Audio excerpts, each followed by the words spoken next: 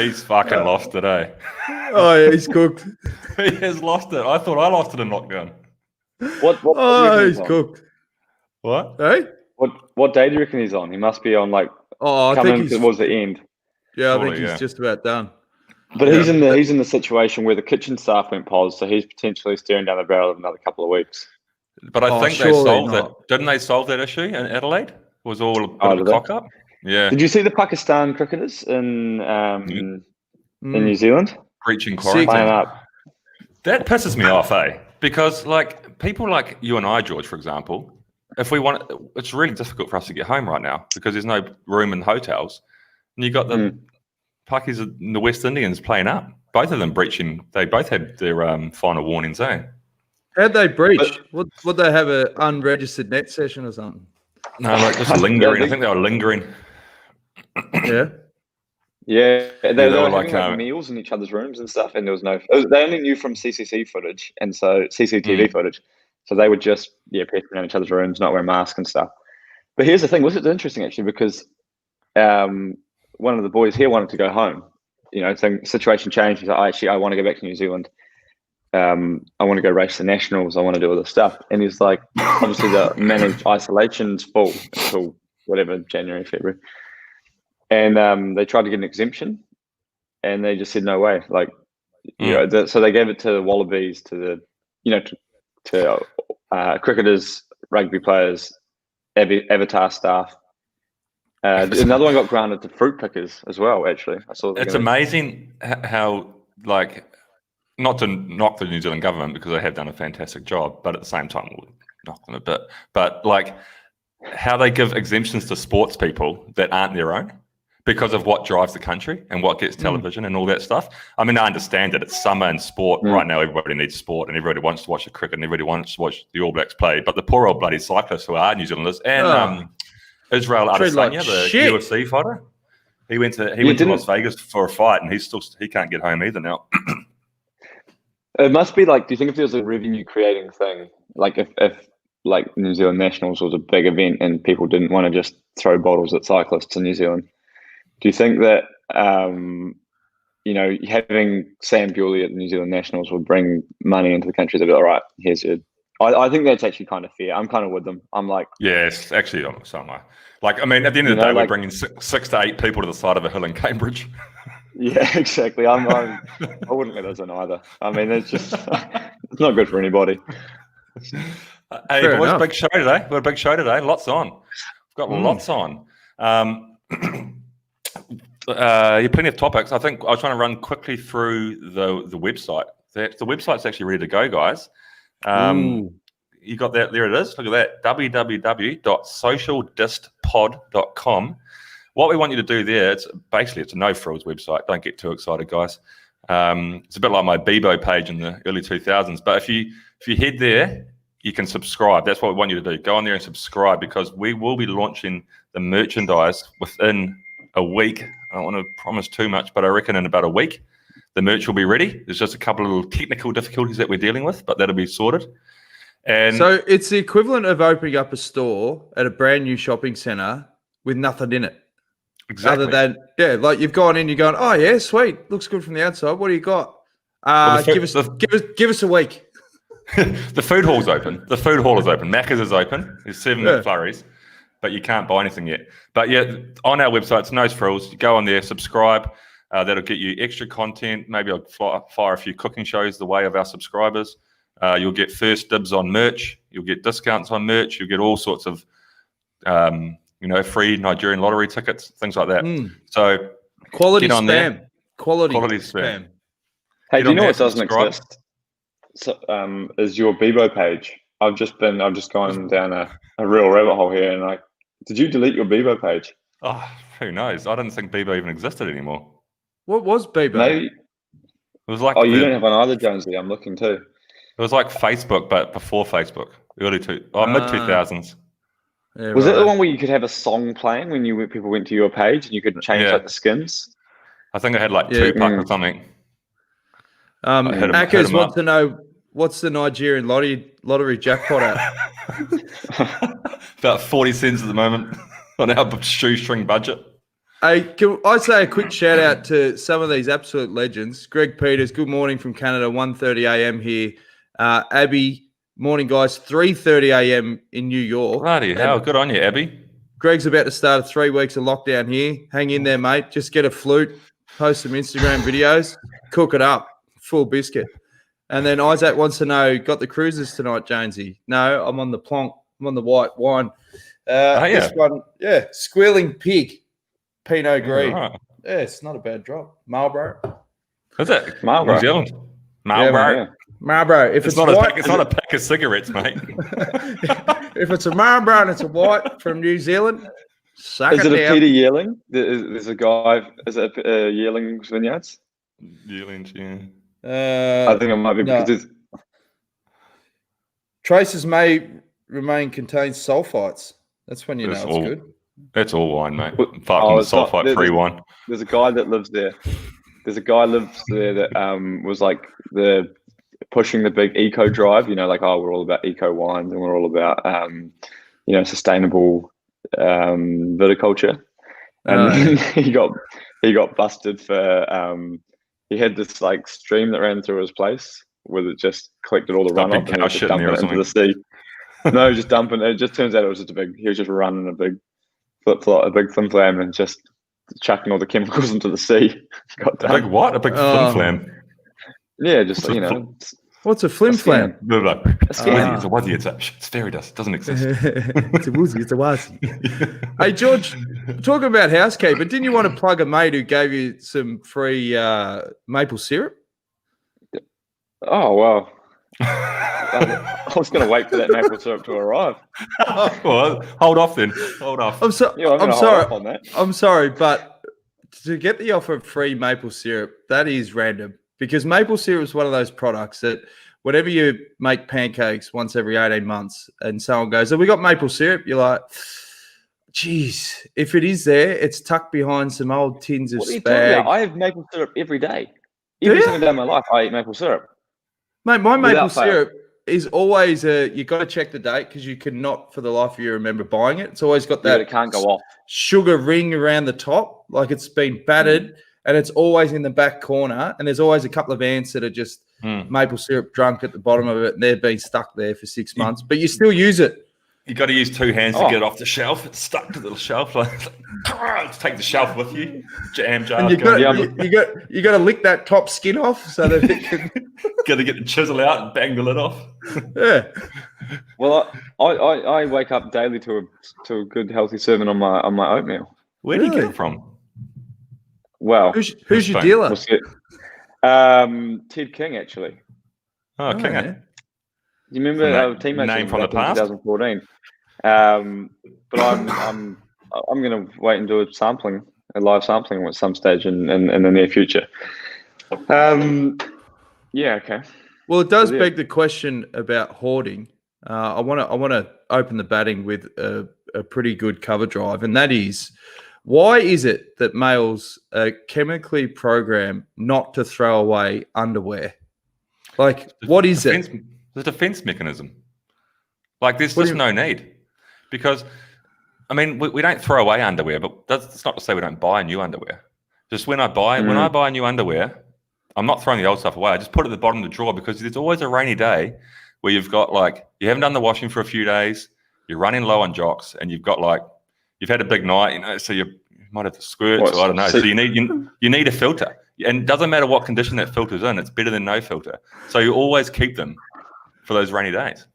But even if there's a hole in the bunghole part, as long as there's support for the Jats crackers, they're good to go. And as long as that elastic is holding on 90% of the fabric, they're good to go.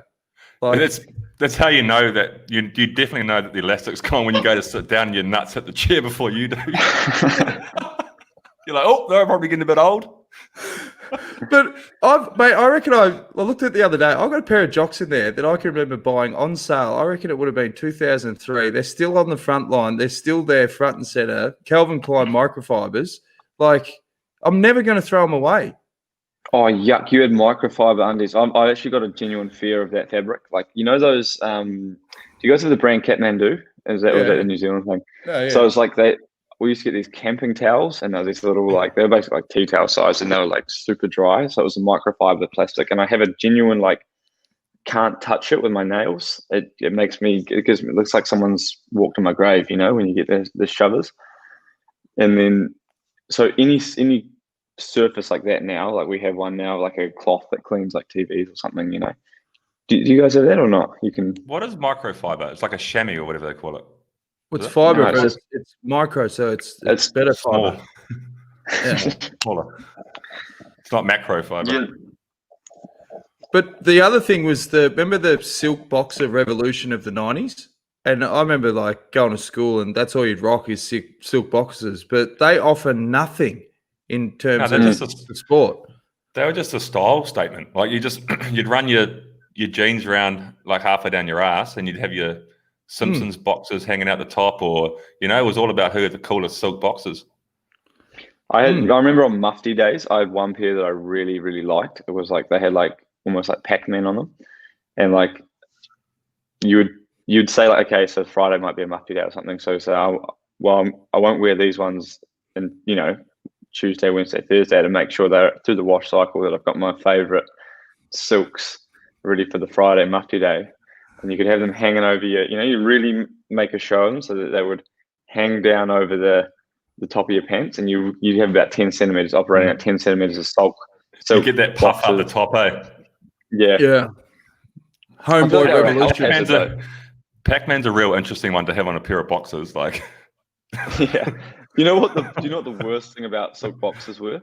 Is when you were packing your rugby bag, like your game day bag, and if you forgot your Y fronts and you had to run rugby stubbies and silk boxers. Did you ever see that scenario? Even worse when you go to cricket and you've got your silk boxers on, you're like, shit, I can't put the box in.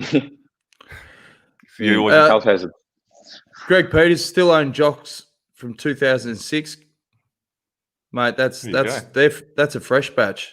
And it gets to the point where even the single sock, you know, you're always hanging hope that the dry is going to burp one out one day, or it's just going to somehow mutate into something that resembles a pair. I've actually got to probably go see a therapist and start the process of throwing some shit out, because even shirts, like I'm looking at shirts, I'm like, I'll never wear that, but I just, for the life of me, can't throw it out. Well, Simon Naylor's in France. He's just finished breakfast and now he's going through his underwear drawer. So he's obviously had the same thought. He's got to do some eradicating. But what do women do? They must be churning and burning these things. Let us know, guys, in the comments. Yeah. Hey, old Lee Hatton still got his wedding undies 1998. That's commitment. I hope they weren't just something old when you got them for the wedding. Yeah, exactly. They're already running a couple of years on them pre-wedding. Hey, another thing that popped up during the week, George, is what is your beef with audio messages on WhatsApp? Yeah, not a fan. I hate an audio message. I've been told that there was an episode in the weekend where I launched on a large-scale rant against audio messages, and I'm not 100% sure if I did or not, but I think I've figured out, if I did, why I hate it. It's because people walk around, you know, when they walk around with the speaker like this to their head, that's what I don't like. And so you just operate in this one, and then, you know, like, okay, there's a time and a place for an audio message, but like, I just find it. Is there a time and place for an audio message? When you're out training, like on the bike, you know, trying to get home soon. But it's walking around town, you know, watching on you can see it's people walking around like this now. So it used to be, you know, this was cool in the 80s to talk on the phone, walk around, fake some phone calls, pretend that when you see somebody in the street, you quickly go, oh shit, yeah, I'm on the phone, see you, mate. Yeah, can't stop. Yeah. But it's now morphed into this.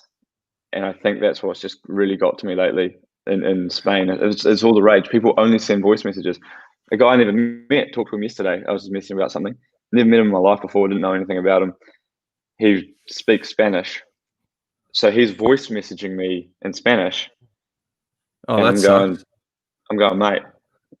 Like, can you please text me? I can't Google Translate this. But why do people not just make phone calls? If you're sending voice messages, why don't you just pick the phone up and have a yarn? People can't make phone calls anymore. People hate calling. It's 2020. Like kids don't. Yeah. If you ring somebody, people just freak out. They go, oh, I don't know what to do with that. Yeah. It's But like, I'm big on it's like, calls. I'm like far Tinder, quicker to eh? call than to text. It's like if you go and talk to the girl in a bar or something, they're like, "What the fuck's wrong with this guy? He's talking to me." Yeah. But if you see Put them in, on put Tinder in or a something, message. no You way. imagine Yeah. if Tinder's only option was, instead of being able to message them, you match with somebody and you have to video call them straight up. Oh. That's the only way to make contact. When you never met them, This wouldn't, it'd be fun. yeah, that wouldn't be a bad. I reckon they'll go well. Yeah. That's not a bad different app. So the only way to contact them is you get a direct. It's like that. Do you remember I'd that? back myself. Yeah, you'd be all right. You're Well, confident. didn't you have a I remember we talked about we changed your Tinder profile up, and it's obviously paying dividends because you were on a video call to a Tinder date a few days ago. How did that go? It wasn't a Tinder date, it was a video date. A video date, see? So This it's is all about gone how that online would now. Mate, this Haven't is met- incredible. So Can what we get her on happened, as a Sam? guest? What? Get her on the guest. What's she doing now? Podcast fish. Send her the Is link. she up? Yeah. Yeah. No, So what happened? Tell us, what happened, Bewls? How did it lead to a video date? Well, I think you know the answer to that, Jonesy. Oh, you just said, 3 bottles of wine. oh, yeah. Yeah, there you go. Bit of squealing pig, Pinot Gris. What was the show when you'd like have the random, there was like a TV app or it was just a computer app and it would be like, I'm dangerously going towards Chatterbait and it's definitely not Chatterbait, but it's called Chat like, roulette. Chat roulette. Chat roulette. That's what I'm thinking. Chatterbait. What is this shit? We're talking about the dark web now, GB. Chatterbait. Never heard of it. Oh, have you You not? never heard of Chatterbait? No. Oh, get your head out of the sand, Jonesy. Oh, Go and It's what everyone's browser. put it on now and screen share it. Yeah, Okay. put your VPN on. Oh, no. Okay. And it was at that point they knew the Offy was dead. The chat roulette. This is a good way to get off the subject. Bill, did you have surgery? No, I didn't actually have surgery. It's interesting. I'll tell you what, 2020, when we enter 2021, I know it's 2022, but I'm ready to go to 2021. And on the 1st of January, regardless of how bad 2021 may be, I ain't looking in the rearview mirror. Fuck that. Yeah, Because I was supposed to have surgery on Wednesday. About an hour before I was due at the hospital, they called me and there was a major COVID outbreak in the hospital within the doctors and the surgeons, not a patient, within the medical staff. So they had to suspend all surgeries, postpone obviously my surgery elective. So there's no necessity for it to be done. So I'm still waiting to hear hopefully today with when they will reschedule, but it'll be next week. So we've lost another week, unfortunately. Pain in the ass. So you have to stay fasted. So this is the thing. So to go to surgery, you're going, all right. I got to fast until they tell me it's on. Yeah, because you were ready to go. Basically, you had your bag packed. You weren't allowed to eat all day. You made your phone calls. You made peace with with all these people just in case. Who knows? And basically, you're about to leave for surgery. They said, "Oh, you can't come." So now you just have to be on watch the whole time. What did you do actually? They said, "Oh, you can't do the surgery." I'm sure. Then what? You just unpack your bag. Went back home. Had breakfast. But you're right, GB. I was like, it's a surgery that I'm not really looking forward to. So I've been a little I've never been nervous or anxious about surgeries before. I'm just like, let's get in there, chuck a screw in there. I'll be good in a week. This one I'm not super excited about, but I was like, righto, let's get this done. Let's get it done. And I woke up Wednesday morning. I had a few hours at home. I spoke to the dad, my dad on the phone, and I was just like, yeah, righto, let's go do it. I'd psych myself up. And then they called me like, nah, it's not happening. And I was like, fuck. Now I've got to just go through the process again. But the first thing I did do was, well, it's actually been all right. It's given me an opportunity to do some exercise, which has been good. So I'll find out today. They'll give me a schedule, a day and a time. You can't just call someone and go, yep, come now, mate. But so I'll know when, and that'll give me some time to do some riding or whatever. Although the weather is absolute dog shit here at the moment. Yeah. That's a pain now. What's happening with anyone watching the Black Caps? What's happening? Let us know. Yeah, rain delay. Again. No, it's on. Yeah. No, it's back on now, but it was 16 overs a team. Are they playing Once. Pakistan? No, we're playing West Indies and New Zealand. So the chasing 180. Pakistan game would be delayed for sure. Wait till those COVID-6 clear up. Here's my Hey, my who's, brother's just chimed Legion in. or Bellin? Bro, since your surgery's been delayed, can you lend me $20 of petrol? It's from my brother. Yeah, right. Chuck it. ZB. I'll chuck it in an envelope and send it over, Zach. So you'll have to be carless for a couple of weeks. Who's our Legion or Bellin? Well, that's the thing. Are we going to go with what you were saying off air, or are we going to let the fans throw a few out and we'll pick one live? I will go with one because he's top. Well, I watched a movie about him the other day, so let's go with Bob Dylan. Okay. And All right. the only reason this is up for like the legend or Bellin, the only reason I mean, he is one of the greatest songwriters of all time, if not the greatest. But the potential Bellin from Bob Dylan is. I went to see him once, actually. It was a few years ago, and like I was playing Christchurch, and me and mum and dad and a friend from school, we like drove down 5 hours to get there. And he comes out, and I've never met somebody who didn't want to be there as much as it was like the worst thing in the world he could possibly do was go out on the stage. I reckon So he Julian walks Dean out. was at the same concert, and he said exactly that same thing. It was the most horrific, and it was almost like made it better though, because it just fitted the narrative of Bob Dylan. So he walked out, didn't even say hello, didn't talk to the microphone, sat down, walked out, like sighed, looked around and saw this like small Christchurch theatre, and just banged out a couple of like uncomprehensible songs. And if you listen really hard, you might make out like, oh, that song might have been like a B-side from like I recognize maybe like one song from like Working Man's Blues or something. I can't remember what it was, but like some. Do you play the he was just making Hurricane? shit up. No. He didn't go near that. He just went on. He said, "I'm going to punish this crowd because I don't want to be here. I'm going to punish this crowd with the worst set list, and I'm going to do this. I'm going to do a rendition of my songs. I'm not going to play my songs.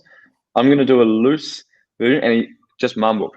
The whole time he just grunted along.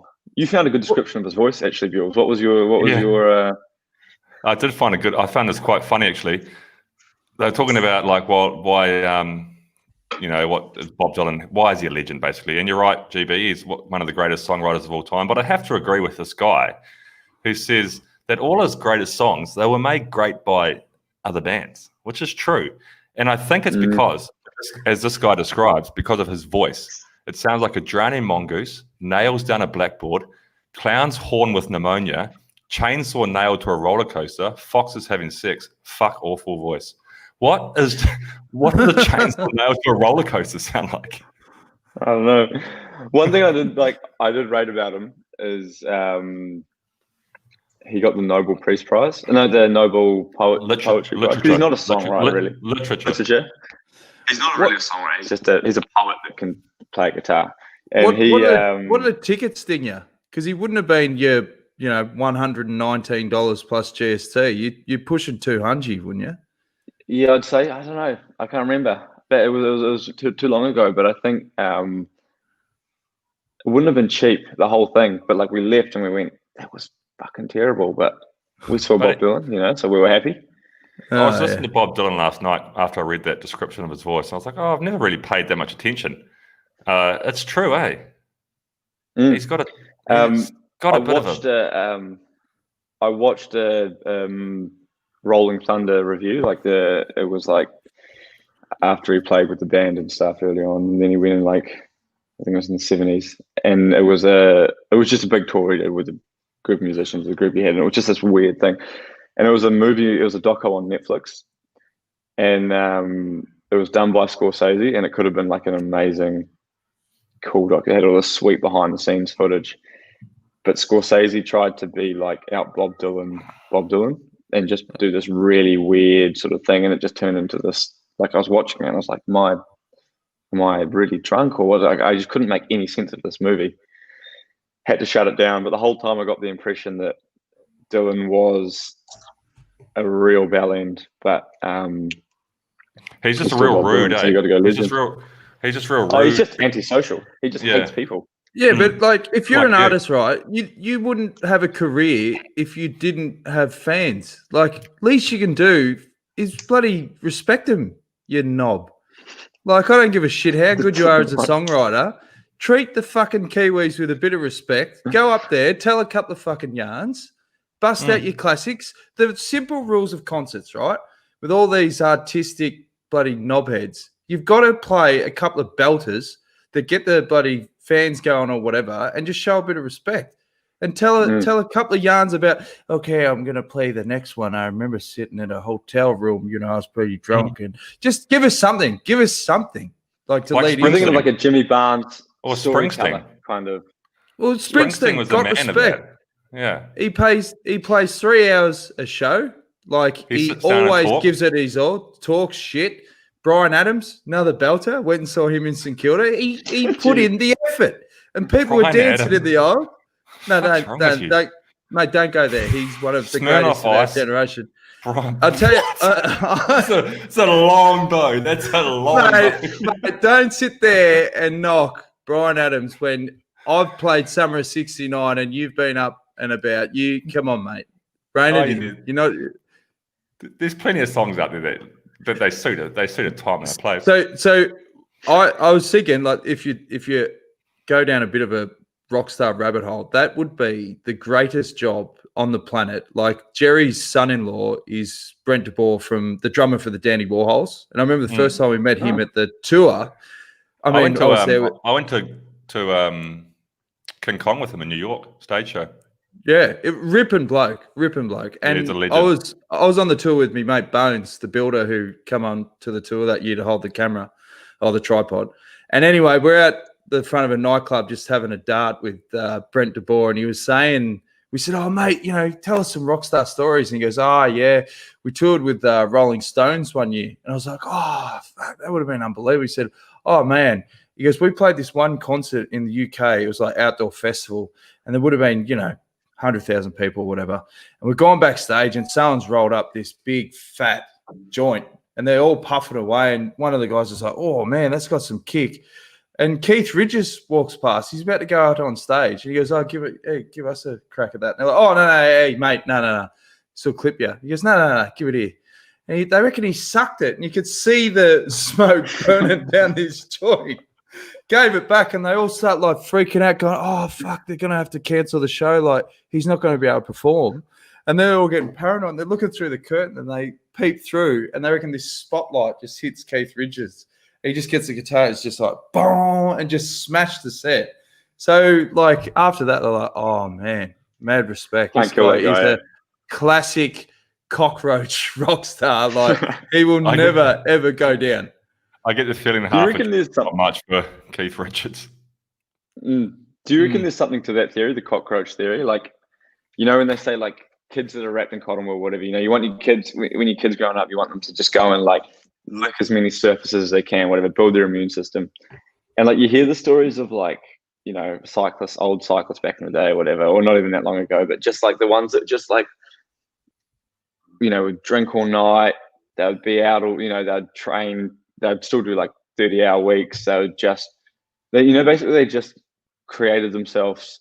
They just treated themselves so badly all the time that they adapted in some way. Like, I feel like cyclists, we're so precious, like you always give me shit for not wanting to go walk around in the season. Like if we're having lunch downtown, I'll be like, oh, I might pedal there, say Believe's got a big day tomorrow.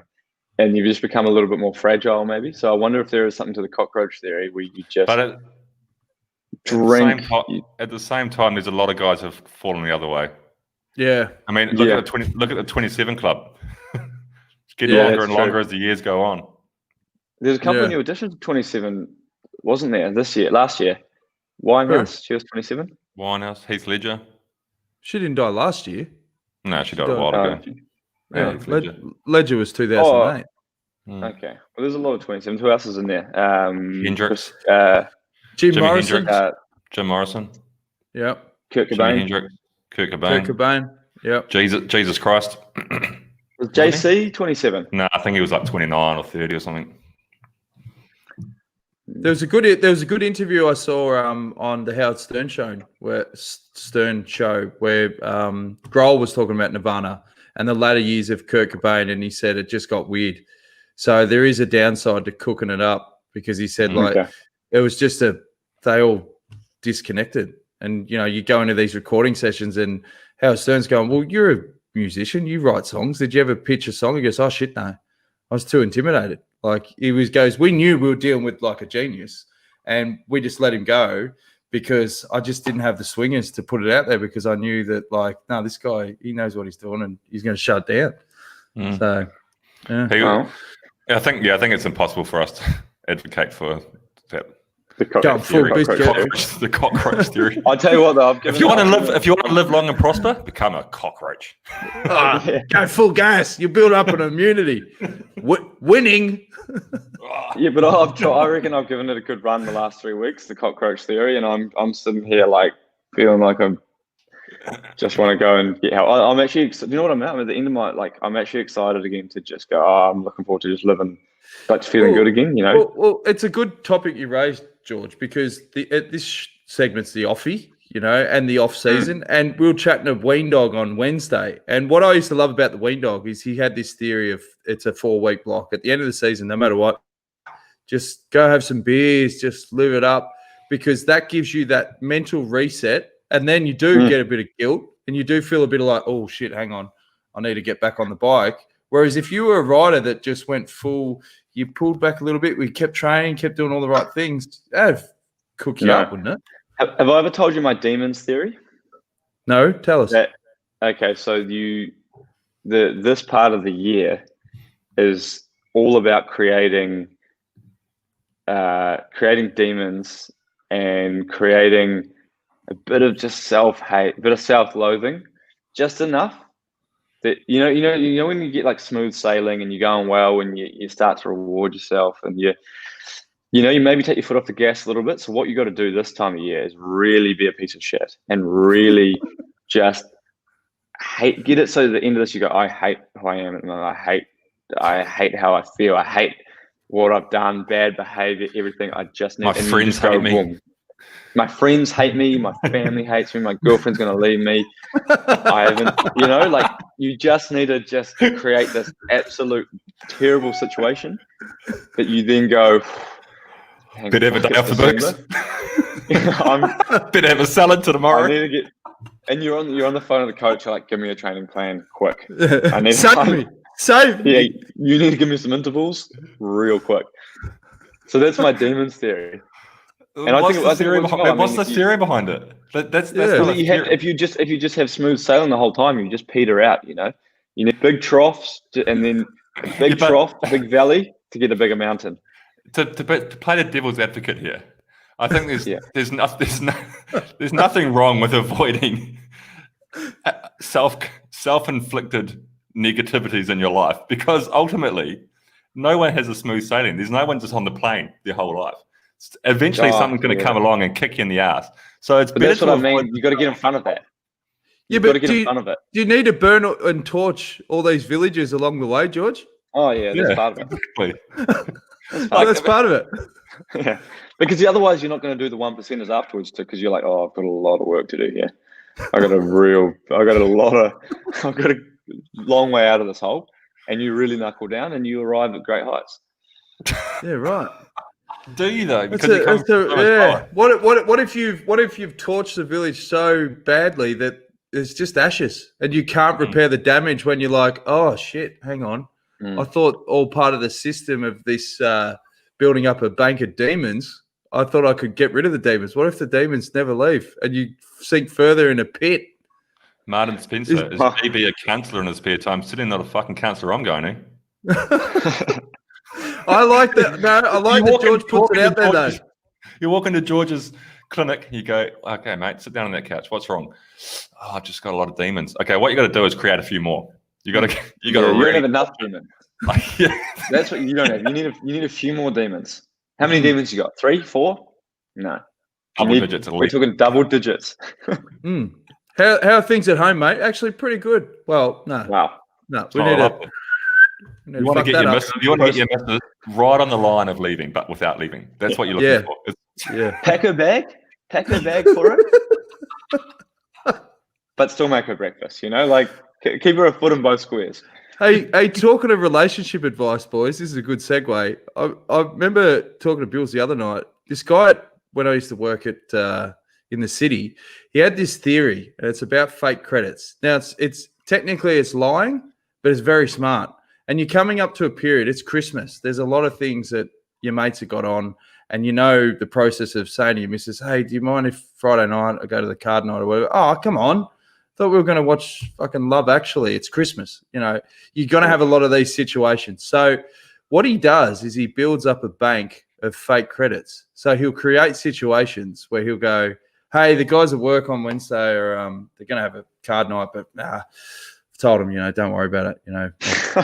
Going on time." And then next week he'll go, "Yeah, no, the guys, geez, they're on a bit of a roll. They want to go card night again, but no, I'll just stay at home." By the time you need to pull the trigger for something that's real, you're going to get a situation where the missus goes, "Oh, mate, you've sacrificed enough. You've missed the last 3 or 4 things.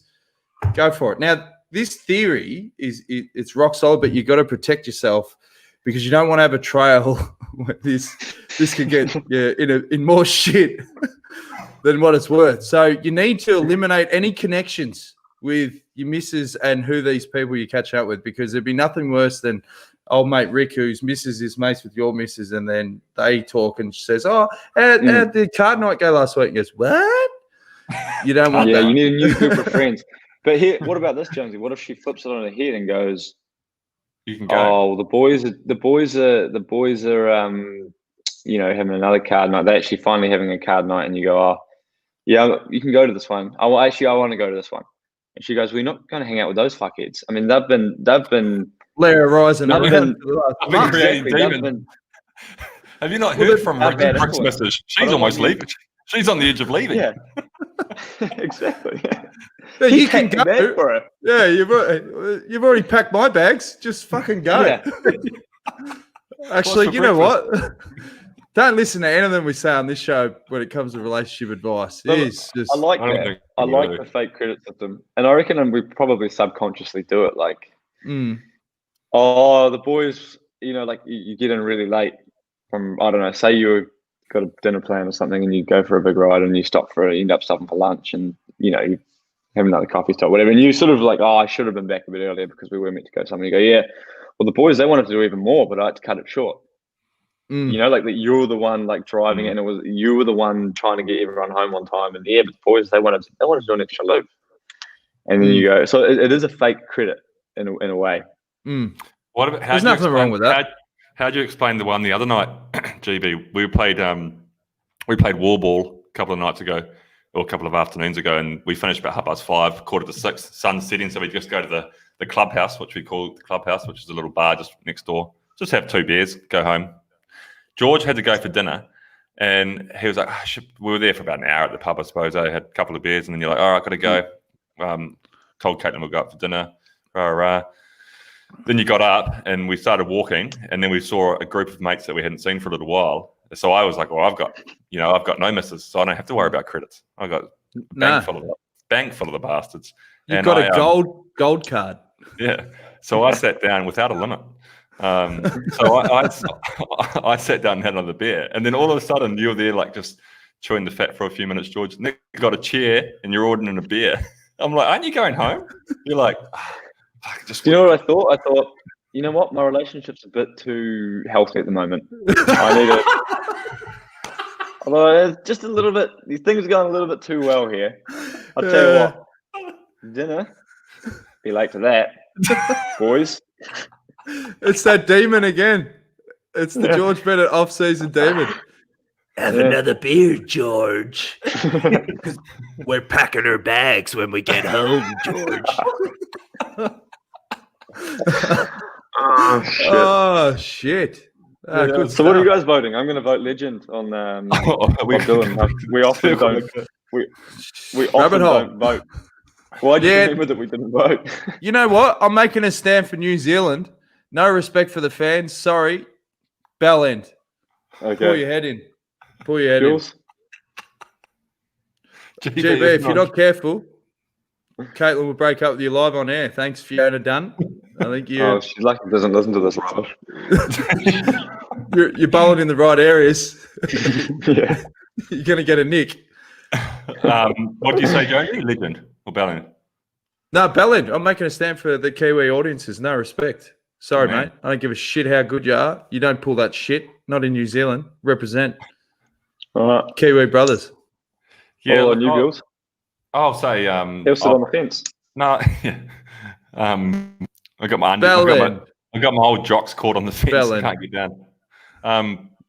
I'll say Bellend because I think he's a good songwriter, but ultimately, like some of his songs are pretty shit as well. And like Hurricane, I mean, it's a good song, but is it? Is it a good song? Oh, Yes, it was a good song. Like it's a good song, but is it a good song? What was the best Wow, good song song. that was made better by someone else that he did? Well, Hey, do you Knocking know on what Heaven's actually Door. made him awesome? Knocking on Heaven's There you Door, go. Guns N' Roses. Yeah. Yeah. Do you know what? That's All right. the stuff he did with the All band. Along the Watchtower. That's Jimi a Hendrix. Jimi belter. Hendrix Yeah. did a way better version. But all the stuff he did with the band, when he let the I Shall Be Released, all the early stuff was good, made better by Robbie Robinson and Lemon Helm. All this backup stuff, far better. And then, he went on a couple of Punishing Blues albums and Yeah, he really went work into out. country, eh? I Yeah. actually did. Someone wrote in earlier on the show that he wrote Wagon Wheel, and we thought it was a joke. Well, I thought it was a joke, and I googled it, mate. He wrote Wagon Wheel. Bob Dylan You're wrote. kidding me. He wrote it. You're kidding me. I'm not I think kidding. I'm He co-wrote it with the Crow House or whatever the fuck they're called. Paul Culture, John Holmes size bell end. That's a big bell end. He really wrote it with Crow Medicine Show, Old Yeah. Crow something. He Jeez. co-wrote it. That's disappointing. What's the best concert you've seen live? Start with you, George. Pearl Jam, actually. They were Pearl awesome. Jam. That's good. I've seen Pearl Jam. I saw Pearl Jam at Mount Smart in Auckland. I don't know, man. I've seen a lot, eh? I've been to a lot of concerts. But You know what's quite good was the one we went to. Nick Cave was quite good live. Quite an interesting guy. The Stones, I saw the Stones a couple of years ago. They were pretty good, even though they're like 80 years old. And Your old man's got a belter of a story about seeing Bruce Springsteen back in the day. Yeah, he has. Should we get him on or what? I don't know it well enough to tell it.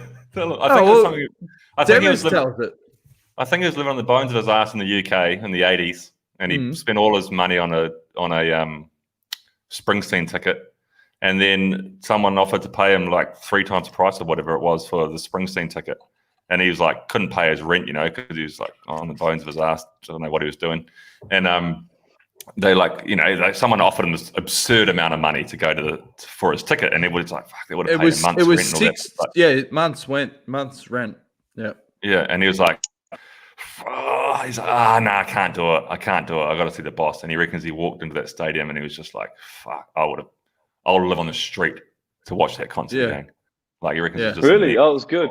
I thought the story was going to be that your old man's a scalper.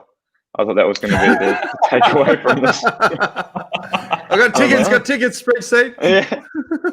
I think think we turned into a music podcast. It's been good. Like we've gone down a real music rabbit hole today. There's no stop and talk at the moment. I think my favorite concert, my best concert, I've been to Pearl Jam, I've been to Stones, a whole bunch of people. Florence and the Machine, she was good. Florence and the Machine, but I heard you got in a bit of trouble with that one, or was that Coldplay? Wow, who knows? And then my favorite was Eminem. I saw Eminem. Oh yeah, I saw him last year. Rapture, it was good, real good. Yeah.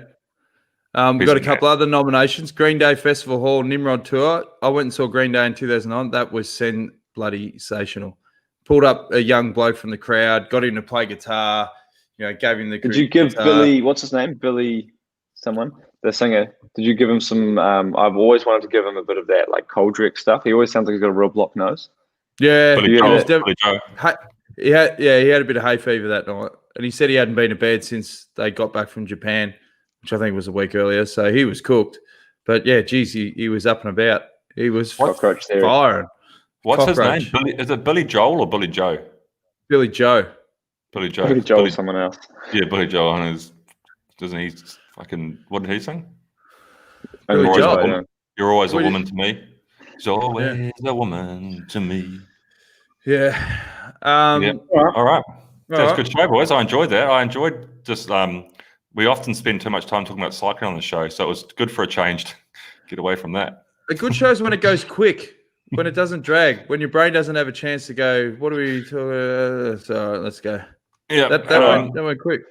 I want to just finish off quickly. Guys, I want you all to go to Owain Doull's Instagram account. He put up a very moving video yesterday. His best friend committed suicide after the lockdown in the UK. And he's doing a Movember raising money for men's mental health. I think if you go over to his account, Owain Doull from Team Ineos, look at that video, and I challenge you not to donate when you see that. And secondly, the Offy, we've made a decision as a group that we're going to go back next week. We're going to go back to our normal format of pre-recorded shows, which will be coming out Monday or Tuesday, start of each week. So just back to the old format, back to the standard social distance podcast, and we'll be doing the live Friday show once a month going forward. So it's been bloody fun the last few weeks, and we've really enjoyed it. And we'll be back on the live show in about a month's time.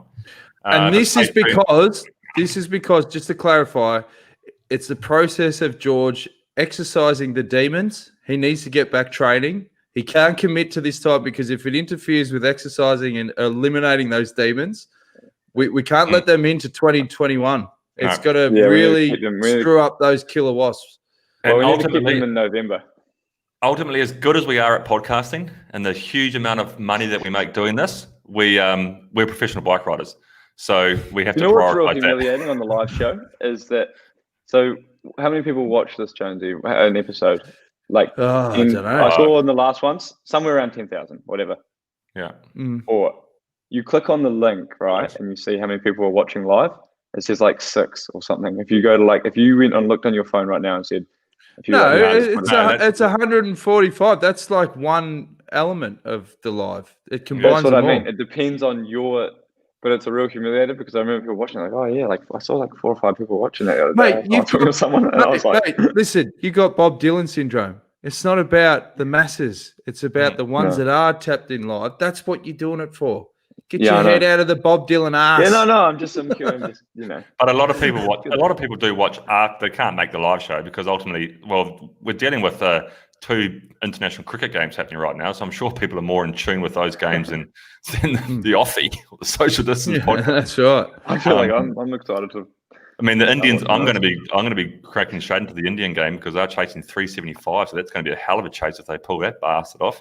No chance. Well, they did score 20 runs off the first 2 overs. So should we finish with the Land Down Under rendition? That was a better song last week. Yeah. So guys, we'll see you all. We'll see you all guys live in a month's time. But stay tuned from start of every week. We'll be releasing our normal social distance podcast show. Remember to like, share, subscribe on our YouTube and our social, preferably Instagram. It's a little bit easier to do things on there.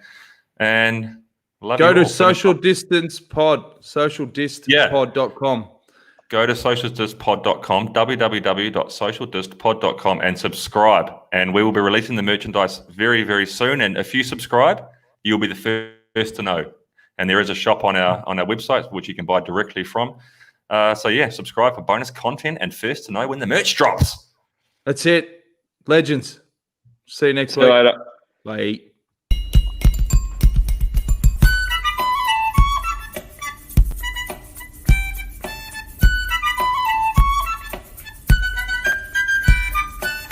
Traveling in a fried-out Kombi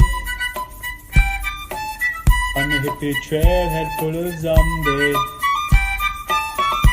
Met a strange lady, she made me nervous. She took me in and gave me breakfast. She said, do you come from a land down under, where women glow and men plunder? Can't you hear the thunder? You better run, you better take cover. Yeah. Cheers, Russ. Cheers, Wally. Love you, mate.